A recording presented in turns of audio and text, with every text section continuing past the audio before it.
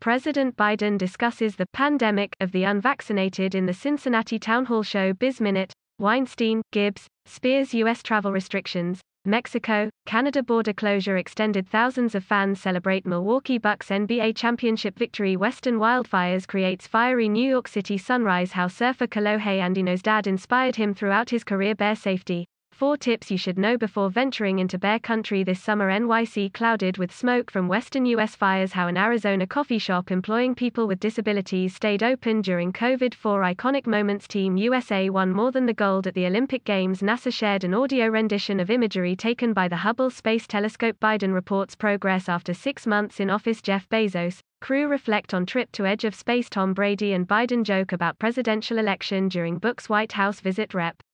Marjorie Taylor Greene is known to be controversial. Here are 5 things about her. Tokyo. 1 minute, he's doing the splits alongside a gymnast from Belgium.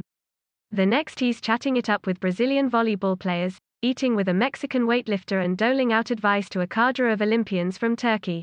Load error based on social media posts from his first few days in Tokyo. World tennis number 1 Novak Djokovic may just be the most popular man in the Olympic Village. And it seems he's more than willing to oblige his fellow athletes with selfies, conversations and stretching techniques. It's a fantastic experience for me, Djokovic said. It's great to see that there's a lot of athletes that appreciate tennis players, that follow tennis. We are here as representatives of our country and we also represent our sport when we're amongst other athletes in our village, and it's a very unique experience to be around the best athletes in the world. Observe how they train in the gym, how they recover, what they eat, what they think about life, sports, just exchange experiences and knowledge. It's wonderful. It's a lot of fun. That is not particularly different from what most Olympic athletes experience when they get to the games, but of course Djokovic is not just any athlete. He has won 20 Grand Slam titles, tying him with Roger Federer and Rafael Nadal for the most all-time.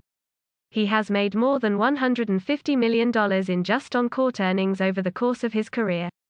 He's likely going to go down as the best player in the history of the game and is arguably the most famous person on a worldwide scale in the entire Olympic Village. Under those circumstances, it would be easier for Djokovic to spend his time here locked up in a fancy hotel where he could have privacy.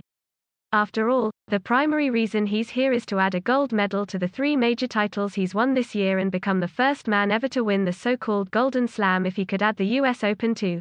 But based on more than dozen photos and videos that have popped up on Instagram and Twitter from the last few days, the opposite seems to be true. Djokovic might be the most accessible, approachable superstar at the games, with a volleyball player from Turkey smiling face, and he appears to truly relish the opportunity. Not just to be part of the Serbian team but to experience something different from life on the tennis tour where players and their coaching teams are largely secluded from each other.